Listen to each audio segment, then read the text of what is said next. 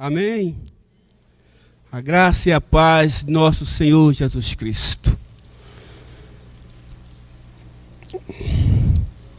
Queridos, vamos abrir a palavra do Senhor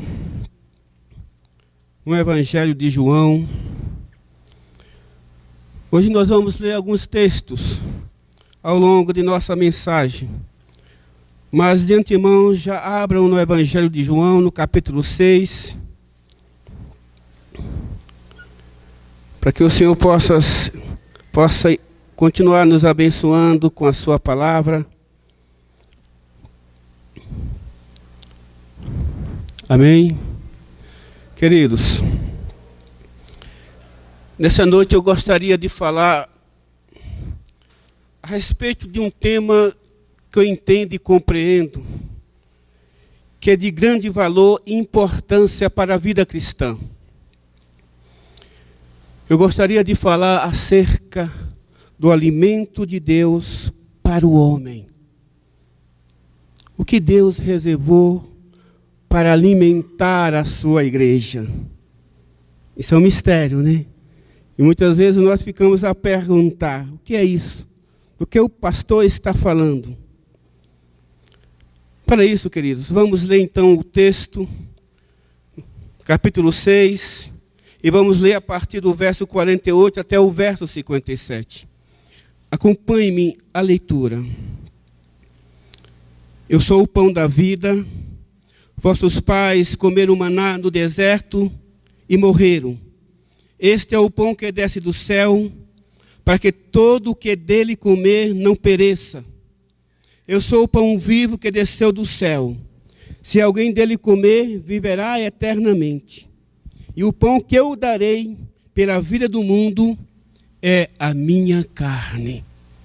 Disputavam, pois, os judeus entre si, dizendo, como pode este dar-nos a comer a sua própria carne? Respondeu-lhe Jesus, em verdade vos digo, se não comerdes a carne do Filho do Homem, e não beberdes o seu sangue, não tendes vida em vós mesmos. Quem comer a minha carne e beber o meu sangue, tem a vida eterna, e eu o ressuscitarei no último dia. Pois a minha carne é verdadeira comida, e o meu sangue é verdadeira bebida. Quem comer a minha carne e beber o meu sangue, permanece em mim, e eu nele. Assim como um pai que vive me enviou, e igualmente eu vivo pelo Pai, também quem de mim se alimenta, por mim viverá. Que palavra maravilhosa. Essa é uma palavra, como se diz, tremenda. E creio que o Senhor vai falar aos nossos corações hoje, nesta noite. Feche seus olhos. Vamos orar mais uma vez. Pai Santo, Pai Justo. Eis aqui a Tua palavra que foi lida. Ela vai ser exposta. Toma ela em Tuas mãos, Senhor Deus. Fala a cada um de nós nesta noite, Senhor. Que não seja eu que fale, mas o Teu Espírito que fale ao Espírito de cada um aqui, Senhor. Abre as nossas mentes espirituais, Senhor, para que possamos entender o que o Senhor Jesus aqui falou, se reportou acerca, Senhor Deus, do alimento do Senhor para o homem, para o crente, Pai Santo, Pai Justo.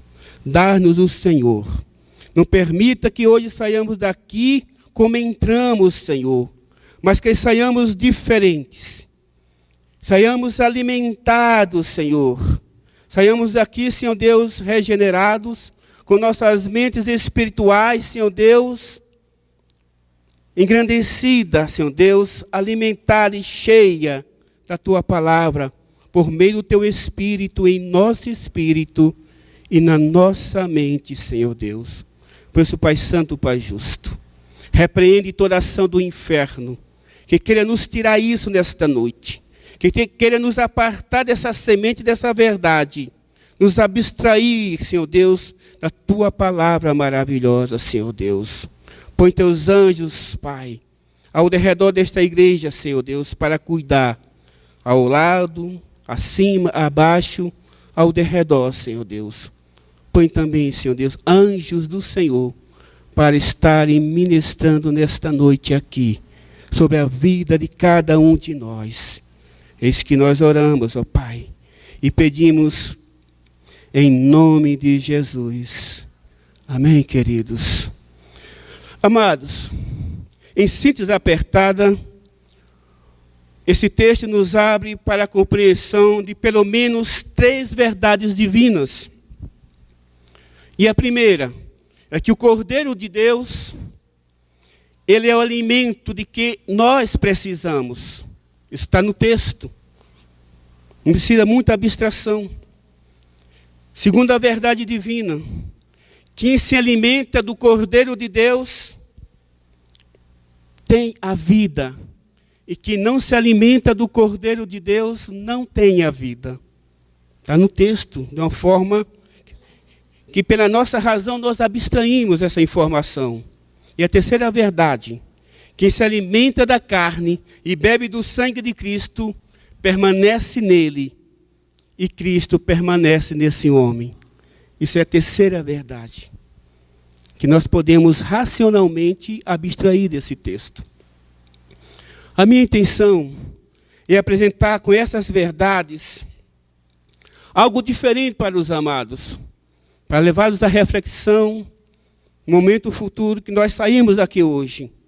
E como essas verdades, elas podem ser aplicadas à nossa vida, à vida do crente, à vida da igreja.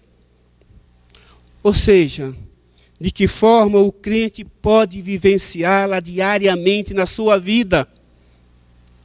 Bem assim, de que forma eu e você podemos usufruir desses benefícios, de tudo isso que Jesus fala para nós nesse texto aqui. E como nós podemos dela também nos apropriarmos para termos uma vida cristã digna do Evangelho e do sacrifício do Senhor Jesus de Nazaré. Amém, queridos? Agora, para isso, nós precisamos estar despidos de nossa religiosidade. É interessante, né? O que nós temos visto ao longo de décadas e até de séculos, que a igreja do Senhor Jesus Cristo, depois que deixou de ser aquela igreja primitiva, ela foi revestida de uma certa religiosidade. E essa religiosidade tem como um véu encoberto a mente do espírito do homem, da igreja. E esse véu tem impedido que a igreja entenda algumas revelações do Senhor, para que possa o poder de Deus se manifestar sobre a vida dessa igreja. Nesse sentido, o que a palavra nos traz, amado, e é isso que nós vamos, a partir de agora, trabalhar, para que os irmãos possam entender, é que o Cordeiro de Deus, essa é a primeira verdade, é o alimento do crente. De que forma eu e você, como igreja do Senhor, ou como um cristão individual, podemos nos alimentar do corpo de Cristo? Poucas pessoas têm pregado sobre esse texto. E a razão disso, amados, são as diversas controvérsias teológicas acerca não só da aplicação desse texto à vida do crente, como também com relação à sua compreensão, especialmente no que diz respeito se Jesus está falando aqui de uma forma literal ou de uma forma simbólica. A parte dessas divergências, há uma verdade divina que a gente precisa entender hoje para compreender aquilo que Jesus está falando para nós nesta noite. E essa verdade, querido, nos permite nos posicionar a respeito se é literal o que Jesus está falando aqui, ou se ele está falando de uma forma simbólica. Nós sabemos que a palavra de Deus, ela é espiritual. A Bíblia nos traz isso. ela nos apresenta de uma forma aqui inequívoca. E o próprio apóstolo Paulo nos diz isso. Venha comigo e abra a sua Bíblia lá em 1 Coríntios, no capítulo 2. Depois nós vamos voltar para João 6. 1 Coríntios, capítulo 2. Nós precisamos entender algumas coisas antes de entrarmos no texto, na mensagem primeira do sermão. 1 Coríntios, capítulo 2. E nós vamos ler apenas o verso 14 que diz, ora, vamos ler o verso 13 primeiro, para entender o contexto do verso 14. Disso também falamos, não em palavras ensinadas pela sabedoria humana, mas ensinadas pelo Espírito, conferindo coisas espirituais com espirituais. E no verso 14 diz, ora, o homem natural não aceita as coisas do Espírito de Deus, porque lhes são loucura, e não pode entendê-las, porque elas se discernem espiritualmente. Essa é uma grande verdade. Ora, se as coisas de Deus se discernem espiritualmente, e se a palavra de Deus diz respeito às coisas de Deus, logo, a palavra de Deus ela é discernida a nível do Espírito, e não a nível da razão humana. Não basta simplesmente a gente ler aqui e tentar abstrair humanamente as questões teológicas que o Senhor nos apresenta, sem que o Espírito de Deus nos fale ao nosso espírito. E abra a nossa mente para a verdade que está aqui oculta, que Ele se revele a nós. Logo, se assim entenda, amados, o que Jesus está afirmando aqui em João, deve ser entendido na sua literalidade. Já pensaram nisso? Comer do corpo de Cristo, beber do sangue de Cristo. Quando Jesus diz, volte para João 6, lá no verso 51, João 6, verso 51, só me acompanhe aqui. Quando ele diz, eu sou o pão vivo que desceu do céu. Se alguém comer deste pão, viverá para sempre. E o pão que eu der é a minha carne, que eu darei pela vida do mundo. Isso é um fato. Isso é uma verdade inequívoca. Pelo que acabei de colocar, nós podemos entender que Jesus está falando de uma forma literal. Eu vejo que tem alguém pensativo aí. Opa, que heresias são essas? Vamos caminhar. Porque Jesus está dizendo, amado, que de verdade, Ele é o alimento de Deus para o homem. E se Ele é esse alimento de Deus para o homem, por conseguinte, e sendo Ele esse alimento, aquela segunda verdade que eu falei no início, é inquestionável. Ou seja, quem dele se alimenta tem a vida. Porque ele diz, eu sou o pão da vida que desceu dos céus. Quem dele se alimenta tem vida. Quem não se alimenta de Jesus não tem a vida em si mesmo. Está morto. Literalmente.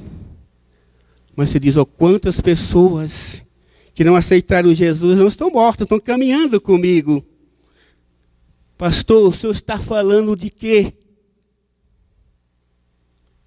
Queridos, as palavras de Jesus não devem ser entendidas aqui, e nem em todo o contexto bíblico. Porque a palavra de Deus é espiritual, colocada ao homem de uma forma natural, gráfica, mas ela é espiritual. Então, essa palavra não deve ser entendida a razão humana, do intelecto do homem, mas à luz da mente espiritual, da razão espiritual. E se nós fizermos isso, e se nós não fizermos isso, ao contrário, nós vamos incorrer no mesmo erro daqueles judeus. Vamos voltar no verso 52. de João 6. Jesus, no verso 51, está dizendo: eu sou o pão vivo que desceu do céu. Né? Eu darei a minha vida pelo mundo, e essa vida que eu darei pelo mundo é a minha carne. Aí na sequência diz: disputavam, pois, os judeus entre si, dizendo: como pode este dar-nos a comer a sua própria carne? Esses judeus, amados, eles tinham um espírito religioso. Os judeus estavam imersos numa dimensão de religiosidade. E é por isso que eles não conseguiam enxergar uma realidade espiritual se desenhando nas palavras de Jesus ali. Eles não enxergavam isso. Ele tem a sua mente espiritual coberta por um véu de religiosidade que os impedia de entender aquilo que Jesus estava falando. Eu sou o pão vivo que desceu dos céus. E aquele que se alimentar de mim, esse viverá para sempre. E o pão que eu vou dar é a minha própria carne. Que coisa maravilhosa. Eu acho isso fantástico. Talvez o comentário desses judeus aqui devesse ser: Senhor, como nós podemos nos alimentar da tua carne? Seria um comentário de alguém não religioso, de alguém que não estivesse imerso num mar de religiosidades. E essa mesma pergunta que a igreja de hoje tem que fazer ao ler esse texto: Senhor, de que forma eu, o crente, a sua igreja, pode se alimentar do Senhor, se alimentar do teu corpo, da tua carne? Vamos para o verso 53. O verso 53 diz o seguinte: pois a minha carne é verdadeira comida, e o meu sangue é verdadeira bebida. João está dizendo aqui, citando as palavras de Jesus, que o crente se alimenta da carne de Jesus e se alimenta do sangue de Jesus. Se alimenta comendo da sua carne e bebendo do seu sangue. E Jesus diz mais, e diz, acrescenta mais alguma coisa para que não houvesse dúvida a respeito disso. Vem comigo no verso 55. Lá ele diz: pois a minha carne é verdadeira comida, e o meu sangue é verdadeira bebida. Em outras traduções, está mais enfático: a minha carne é verdadeiramente comida, e o meu sangue verdadeiramente bebida. Aí surge uma outra pergunta nesse contexto: como é que isso acontece? Isso é loucura. Naquela época Jesus estava lá, estava presente fisicamente no seu corpo. Mas hoje, se isso é verdade, deve ser entendido de uma forma literal e não simbólica, ou então dado uma outra interpretação ao que Jesus está falando. Como eu vou me alimentar do Senhor? Ele não está presente fisicamente. Como eu vou me alimentar de Jesus? Sabe qual é o desvendar desse mistério, amados?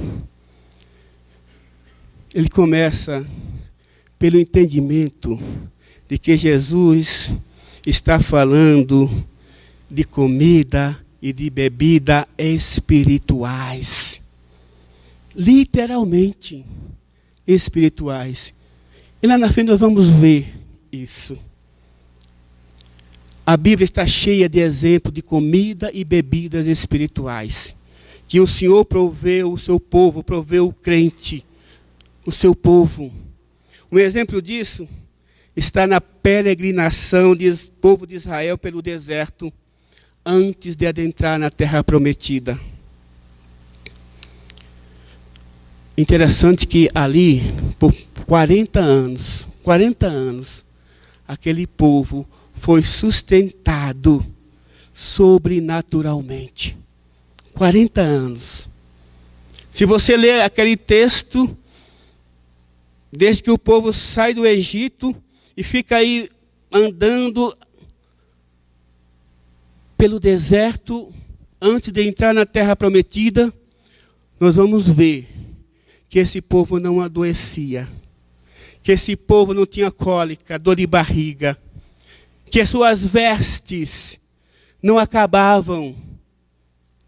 Nós vamos ver que esse povo era alimentado do maná que descia do céu.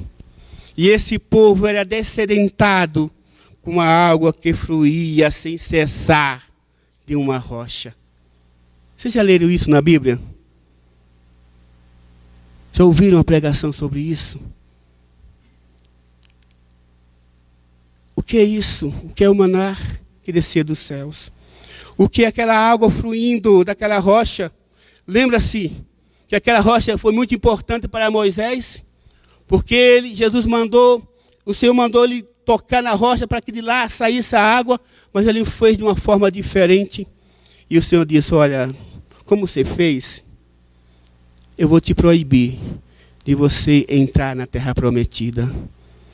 Mas a rocha passou a fluir, a descedentar aquele povo. E era uma água gostosa, uma água maravilhosa. Era a melhor água que existia em todo o mundo, e principalmente naquele deserto. Sabe o que isso significa, queridos? Tudo aquilo, o manjar, o maná e a água, era o alimento espiritual que Jesus nos daria em sua carne e nos daria no seu sangue. Quer ver isso? Venha comigo em 1 Coríntios capítulo 10. Nós vamos andar um pouquinho. Nós vamos transitar entre João e 1 Coríntios. 1 Coríntios capítulo 10. E nós vamos ler os versos de 1 a 4.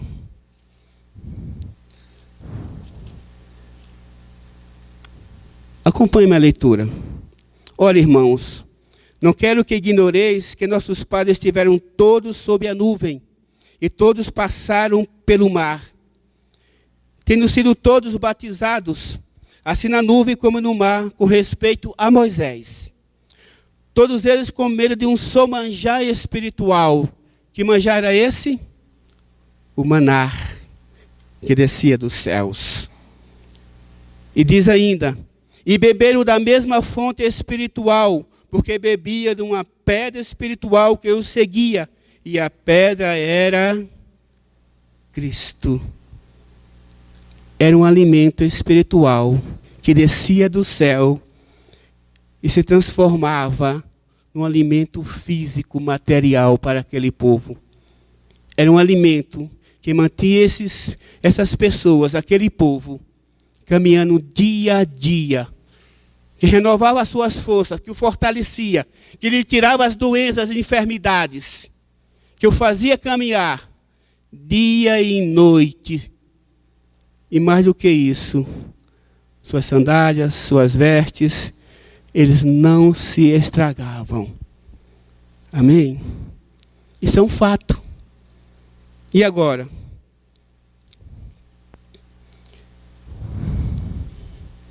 Se o crente, esse que está aqui, se alimenta da carne e do sangue de Jesus, a pergunta que vem na sequência, queridos, é como ele faz isso? Como é que eu e você, como é que a igreja do Senhor, hoje, nesse contexto de que nós vivemos, depois que Jesus assuntou aos céus, está lá à destra de Deus Pai, como é que nós nos alimentamos da sua carne e bebemos do seu sangue? Como é que nós nos alimentamos de Jesus? Talvez essa seja a grande pergunta, ou a grande questão para muitos de nós. A ceia é o meio pela qual o Senhor faz isso. A ceia Interessante. Nas minhas ministrações de ceia, eu tenho sempre dito que a ceia encerra um mistério. E muitas pessoas não entendem que mistério a ceia encerra, que mistério está por trás da ceia do Senhor. Será que a ceia é apenas um mero memorial? É um mero ritual que o Senhor determinou para que nós pudéssemos lembrar dele? Ou a ceia tem uma razão de ser e um porquê para a vida da igreja? Por que a igreja primitiva partiu o pão de casa em casa todos os dias? Atos 2:42. E lá diz diariamente, porque o partiu o pão ali, queridos, é essa ceia do Senhor que aqui nós fazemos uma vez por mês. Eu tenho dito também, queridos, que a ceia não é um mero memorial. E muito menos deve ser compreendida como um mero ritual. Que muitas vezes nós viemos à casa do Senhor ceiar. E ceiamos como se fosse apenas um ritual. Mais um ritual dentro de uma liturgia. Não é isso. Por quê? Sabe por quê? Porque na ceia, o crente, de fato, se alimenta da vida de Deus. Do pão da vida que desceu dos céus. É um mistério. Quando o pão e o suco de uva, ou vinho, conforme for algumas igrejas, são santificados para a ceia, quando nós oramos pelos elementos que estão ali, aquele pedaço de pão, aqueles pedaços de pães, ou aqueles cálices de suco de uva, nós estamos também santificando, pedindo a Deus que desça dos céus a sua glória sobre aquele momento especial que Jesus estabeleceu como sacramento. Cristo se encontra fortemente presente em nós nesse momento.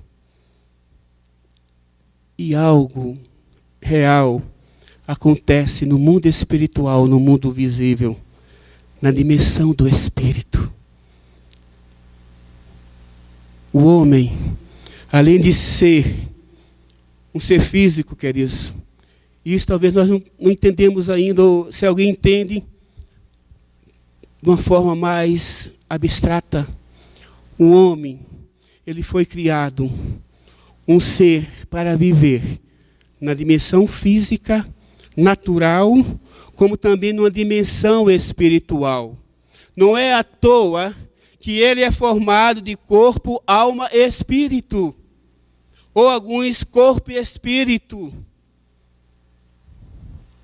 O homem foi feito a partir de uma dimensão espiritual, por um ser espiritual. Ele tem uma parte espiritual. Dá para entender isso? Está comigo? Se na dimensão física, queridos, o homem, o crente, ele precisa de alimentos físicos como arroz, feijão, a mandioca, né? O cará, a batata, a carne, os legumes, a verdura, para se manter vivo, andando, correndo, trabalhando, labutando, pensando, laborando, vivendo a sua vida na dimensão espiritual. O espírito desse homem, o espírito do crente, ele precisa de alimento. Só que de um alimento espiritual. Ele precisa do corpo do Senhor. Ele precisa da vida de Deus. Na ceia, os alimentos, o pão, né, e o fruto da videira, eles serão sempre pão. O suco da uva será sempre suco da uva. E não adianta a gente querer mistificar isso, não. Ah, o pão vai se transformar na carne de Jesus. aquele suco de uva vai se transformar no sangue de Jesus. Isso nunca aconteceu, nem na ceia do Senhor, que ele fez com seus apóstolos. E nunca acontecerá, queridos. O pão vai ser sempre pão, ali, ó, feito do trigo.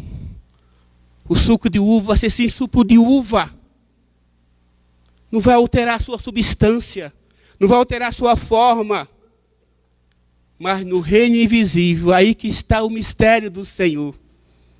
No reino invisível, o corpo e o sangue de Cristo, do Cordeiro de Deus, estão lá, estão presentes para alimentar o espírito do crente durante a ceia. E é interessante, se você pudesse perceber isso, se nós tivéssemos essa visão espiritual de enxergar a dimensão espiritual, nós iríamos verificar, queridos, que durante a ceia, enquanto o crente está ali ceando, imerso numa comunhão, comendo o pão e bebendo do suco de uva, o espírito desse crente está literalmente comendo da carne do Cordeiro de Deus e bebendo, literalmente, do sangue do Cordeiro de Deus. Só entende isso e compreende isso. Que não tem sobre a sua mente espiritual um véu de religiosidade. Porque quando se tira, o Espírito do Senhor nos ensina. Ele fala conosco. Ele abre a palavra de Deus. E afasta a leitura da razão para nos dar a vida de Deus, nos ensinando acerca do Senhor. E é isso que a igreja de hoje perdeu em relação à igreja primitiva.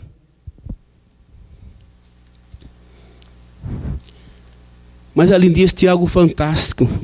E tem um pouco a ver com esse exemplo, essa ilustração que eu trouxe acerca do povo de Deus transitando pelo deserto. O sangue de Cristo e a carne de Jesus, por meio do Espírito do crente,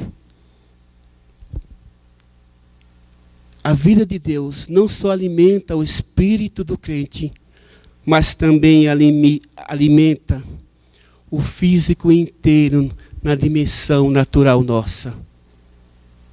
Isso é interessante, sabe por quê?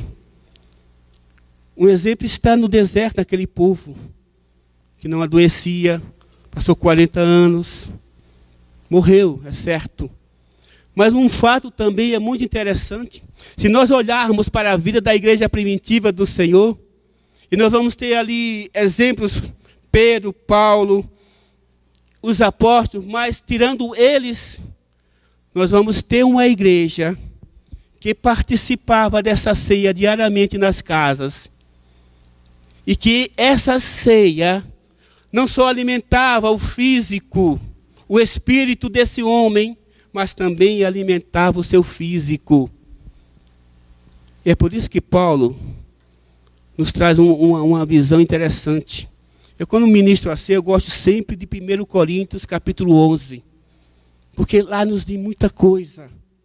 E lá Paulo nos diz o seguinte, que esse povo, quando se alimentava na ceia do Senhor, e discernia o corpo do Senhor, como deveria ser discernido, está dito lá, a gente tem que entender e ler, que esse povo, ele vivia sem doença, sem enfermidade. Eles não tomavam muitos dos remédios que nós tomamos hoje. Sabe por quê? Abra em 1 Coríntios capítulo 11. E vamos ler os versos 29 e o verso 30. Porque aqui tem uma coisa interessante que nós precisamos entender também acerca da ceia do Senhor. Isso Paulo nos traz de uma forma de exortação e de admoestação para a vida do crente, para aquele que ceia.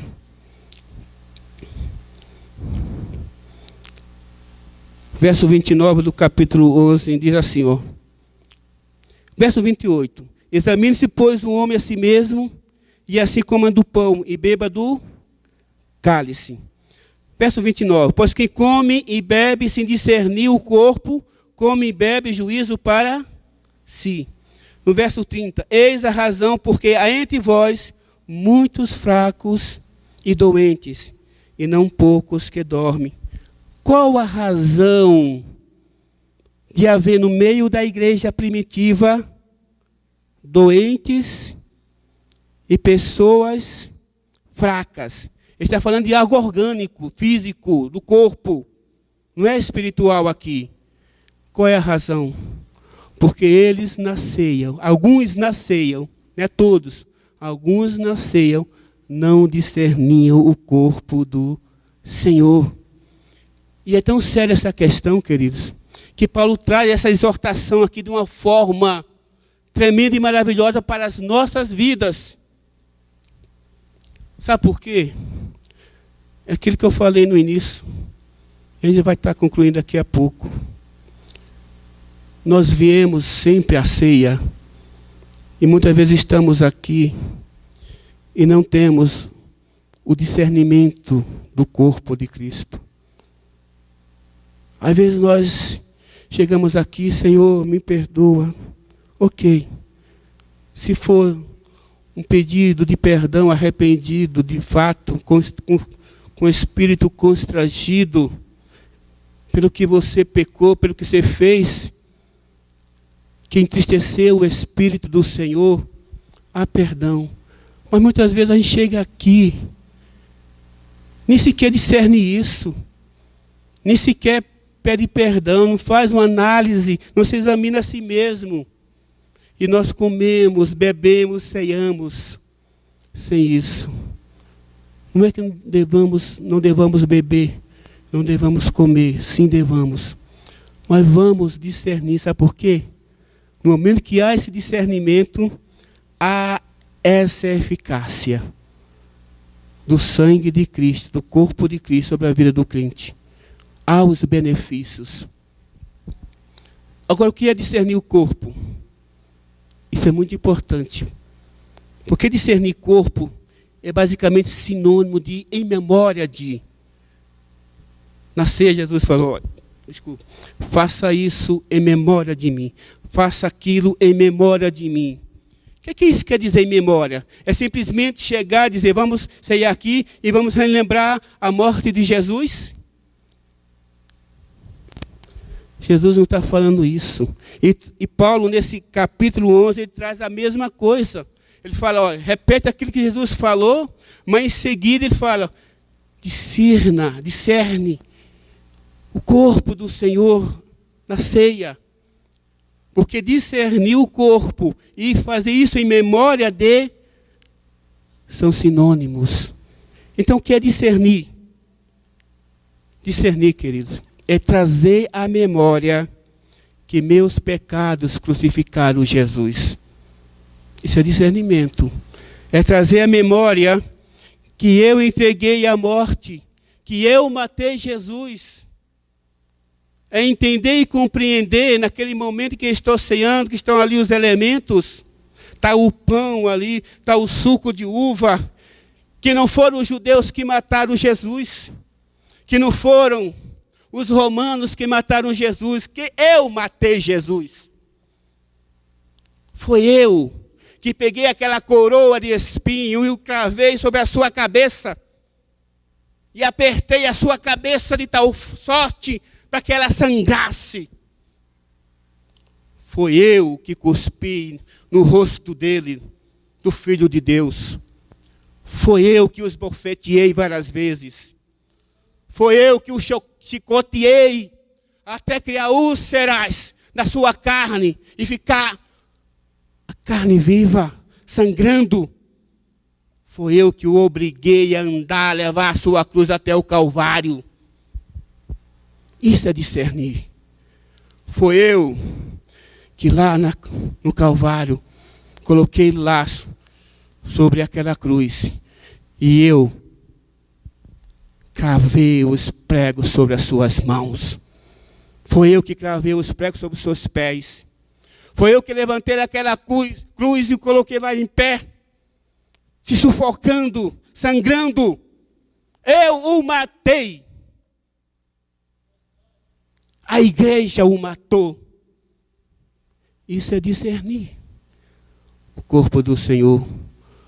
Foi eu que, para ver se ele estava morto mesmo, peguei uma lança lá na sua parte, lá do corpo, dentro da sua lateral, cravei lá, para ver se ele estava morto.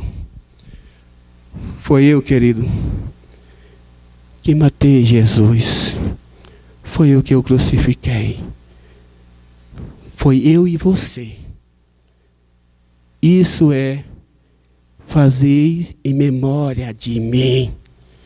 Isso é discernir o corpo do Senhor na ceia.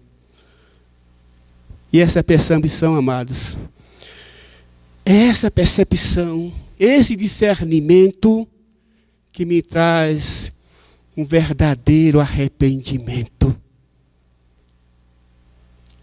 A igreja primitiva vivia isso, vivia essa realidade. Ela sentia isso em seus corações todos os dias quando se reunia e partia o pão. Era algo que transformava a vida daquela gente. Ela vivenciava isso todos os dias. É o que Jesus nos traz, ou melhor, é o que Paulo nos fala acerca de nós mortificarmos, né, o nosso corpo, para que essa mortificação da vida de Jesus também seja revelada em nossa vida. Lá em 2 Coríntios, capítulo 10, capítulo 4, aliás, a partir do verso 10 até o verso 12. Essa expressão em hebraico, em memória de mim, só para a gente reforçar essa ideia aqui. Ela significa reviver intensamente um acontecimento como se estivesse acontecendo naquele momento. Agora, está acontecendo agora. Em memória de mim. Discernir o corpo do Senhor para poder alimentar-se da vida, do pão da vida, para poder alimentar-se do sangue, beber aquele sangue carmesim, aquele sangue que é vida, que é poderosa, que é a própria vida de Deus, e comer da sua carne maravilhosa que Ele quebrou e deu por nós. Deu por mim e deu por você. Deu pela igreja, pela sua igreja. A vida cristã naquela época, amados, era diferente. Mas era muito diferente. Havia curas. Havia libertações. O povo de Deus, de fato, andava no Espírito. No Espírito, andava no Espírito. E por esse povo andar no Espírito, o céu descia na terra. Muitas vezes aqui eu peço, Senhor, que venha o teu Shekinah, que venha a sua glória aqui, desça até aqui, que o céu desça. Mas muitas vezes eu digo, Senhor, perdão, faz isso não.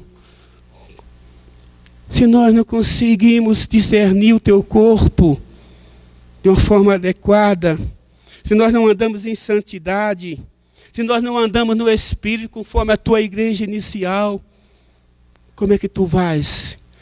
O céu vai descer. Como é que o céu vai descer na terra?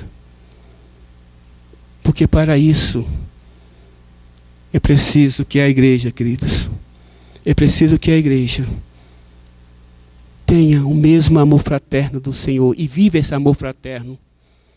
Caramba, a gente fala disso, a gente prega isso aqui, fala de cura, prega libertação, prega salvação, mas nós não vivenciamos isso. Será que tudo isso é para pós-morte?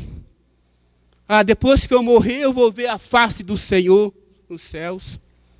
Interessante, porque a igreja primitiva, cada um que vivia nessa situação, nessa circunstância de santidade, discernindo o corpo do Senhor, eles viam o Senhor face a face. E por que nós não vemos hoje? Por que a igreja não vê o Senhor face a face? E só alguns.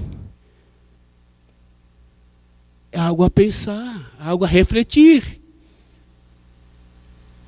É algo que o Senhor nos chama, nos exorta nesta noite. A igreja precisa da vida de Deus, querido. Nós precisamos da vida de Deus, literalmente. Nós precisamos viver no temor do Senhor. Temor esse que nos conduz à santidade. A igreja primitiva era um exemplo de igreja santa. Era uma igreja que cada vez mais o Senhor operava. E cada vez mais que o Senhor operava, o temor aumentava sobre aquele povo. E a santidade cada vez mais alcançava um grau sobremodo tremendo.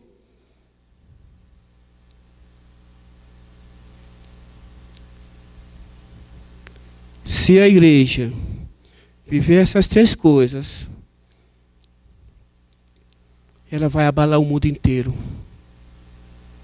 A igreja do Senhor espalhada pela face da terra. E nós somos parte dessa igreja. Se nós não vivemos isso, querido, eu e você, como crente, como salvos, liberto, resgatado pelo sangue do Cordeiro de Deus, alguém já disse, nós seremos apenas símbolos, ou melhor, símbolos, tiritantes. Somos nuvens sopradas de um lado para outro, mas que não é soprada pelo vento do Espírito. Nós seremos apenas uma fachada de um lindo prédio vazio. Quando a gente olha para a igreja do Senhor, na face da terra, a gente enxerga isso. Templos e templos, grandes e enormes. Mas quando você olha, você enxerga templos vazios, símbolos tilitantes.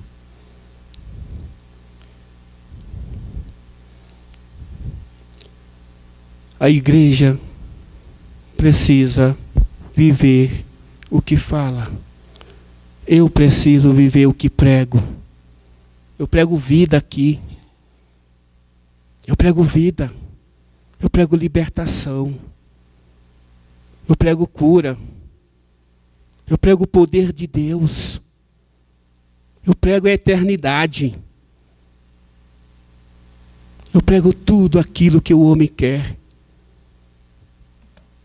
Você também prega isso. Porque você tem o Espírito do Senhor habitando em você. Qual é a diferença entre nós e aquela igreja? É que nós pregamos, falamos, mas não vivemos. Não vivemos o que fala. Amém? O Senhor nos chama hoje. Ele nos exorta, o seu Espírito. Comei da minha carne e bebei do meu sangue. Amém? Feche seus olhos, vamos orar.